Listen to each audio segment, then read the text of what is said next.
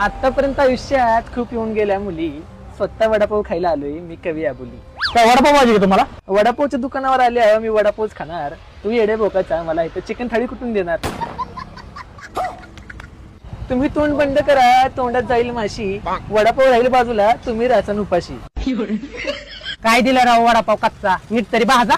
तुम्ही त्यांना म्हणताय वडापाव चांगला भाजा. अहो त्यांना लागला ठसका, त्यांना कुणीतरी पाणी पाजा. तुम्ही त्यांना म्हणताय वडापाव चांगला भाजा. अहो तुमचं तोंड खराब असून तुम्हाला वडापाव दिलाय, त्यांना असं बोलताना थोडं तरी लाजा. ओ कमी घ्या तुमचा वडापाव. तुम्ही दिलाय आता मला मस्त वडापाव. अख्ख्या महाराष्ट्रात फेमस आहे कवी आबुलीचं नाव. कविता अशी करतो की तुमच्या मनावर पडतील घाव. आणि आज मला बिल मागू नका, कारण की तुम्ही आहे माझा भाव. अशा कविता केल्यामुळे मी खूपदा पहिले येरोडा जेल. पहिली ते चौथी मी आतापर्यंत कधीच झालो नाही फेल.